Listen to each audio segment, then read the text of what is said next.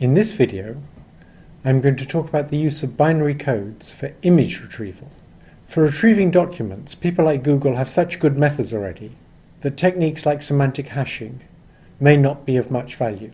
But retrieving images is much more difficult, and methods that convert an image into a fairly large binary code of, say, 256 bits seem to work quite well. However, we don't want to do a very long sequential search through vectors of 256 bits. So semantic hashing can be used to first create a shortlist, and then we can get better quality matches by using longer binary codes in a serial search. Now we're going to look at using binary codes for image retrieval. Image retrieval at present is typically done using the captions. But why not use the images too? They obviously contain a lot more information than the captions. The basic problem is that pixels are not like words. Individual pixels don't tell us much about the content of an image. Obviously, if we could recognize the objects in the images, then we'd have things that were much more like words. But recognizing objects is hard. At least it was when we first did this work. Now deep neural nets have got much better at it, and so that may well be the way to go. So if we're not going to recognize the objects, maybe what we should do is extract a vector that has information about the content of the image, and the obvious thing to extract is a real-valued vector. But the problem is that matching real-valued vectors in a big database is slow, and it also requires a lot of storage for the real-valued vectors. If we can extract a fairly short binary vector that contains a lot of information about the image, that's much easier to store and much faster to match. Even faster is to use a two-stage method. So first we extract a short binary code of about 30 bits, and that short binary code is used with semantic hashing to very rapidly get us a short list of promising images. So we simply take the short binary code and flip a few bits in it to get candidate images. The candidate images can then be matched using 256-bit binary codes that are stored with each known image to search for much better matches than can be found with a 28-bit binary code. Even a 256-bit binary code only requires 4 words of memory per image. And even though we're then going to do a serial search on these binary codes, the search can be done very fast because it only requires a few operations to compare two 256 binary codes to find out how many bits they have in common. The question is, how good is a binary code of that size at retrieving images? Are they going to find images that we think of as being similar? So here's a net that was trained by Alex Krzyzewski. It's working on small color images, so they're only 32 pixels by 32 pixels, and it takes as input the red, green and blue channels from those images. So there's 3,000 inputs. It then expands that to a larger number of hidden units, because we're going to go from real valued inputs to logistic hidden units, which probably have less capacity. We then progressively decrease the number of units in each layer until we get down to 256 bits. This encoder has about 67 million parameters. It's quite big. It takes a few days to train it on an NVIDIA GPU, and Alex trained it on 2 million images. There's absolutely no theory to justify the architecture he used. We know we want a fairly deep net. It makes sense to make it get narrower as we go up. But this particular architecture, where you halve the number of units each layer, is just a guess. The interesting thing is, a guess like this already works quite well. And presumably, there are some other architectures that will work better. The first question to ask is, how well does an autoencoder like this do at reconstructing the images? So here's a face image and its reconstruction.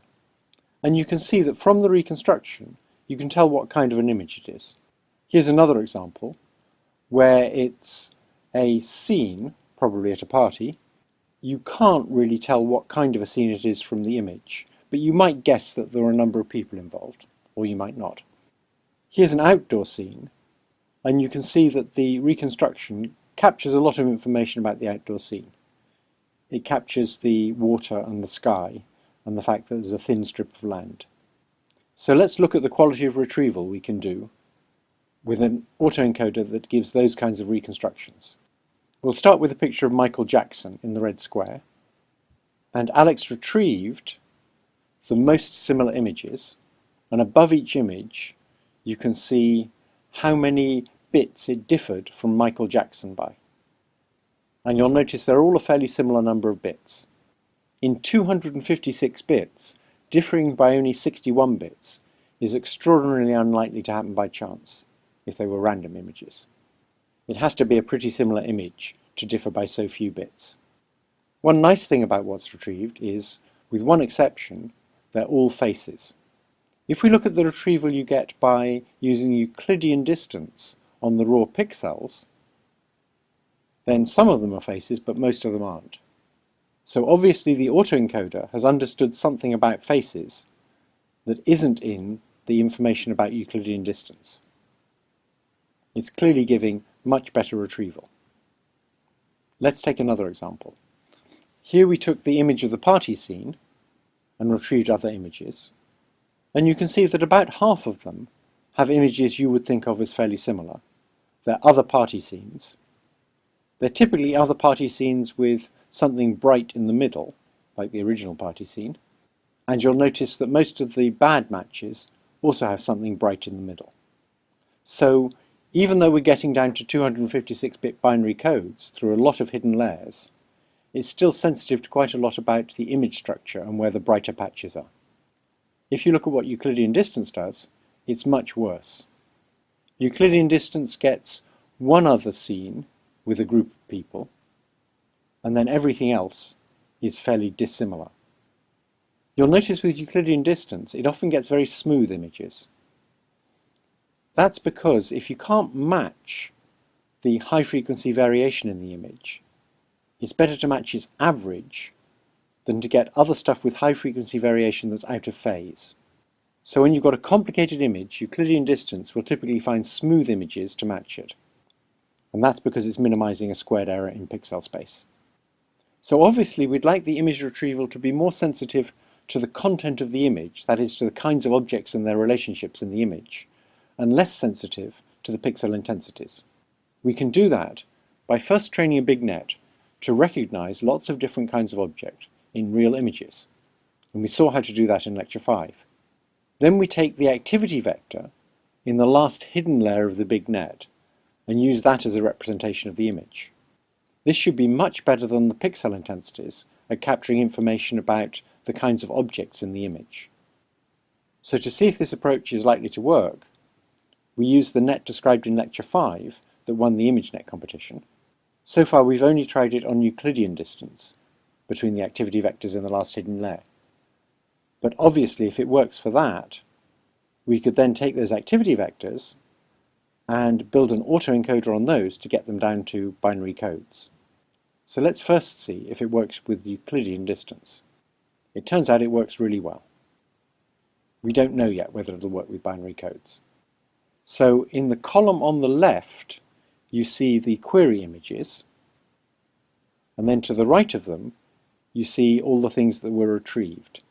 If you look at the elephant query image, you'll see that what gets retrieved is other elephants, but elephants with very different poses. So those images wouldn't have a very good overlap in pixel space, although the overlap wouldn't be that bad. If you look at the Halloween pumpkins, you'll see that all the retrieved things are other Halloween pumpkins, and some of them would have a pretty bad overlap in pixel space. Similarly with the aircraft carrier, we retrieve other images of aircraft carriers that are very different. So we anticipate that if we could reduce these activity vectors to short binary codes, we would have a fast and effective way of retrieving similar images just by the content of the image. We'll see in lecture 16 that we could actually combine the content of the image with the caption of the image to get an even better representation.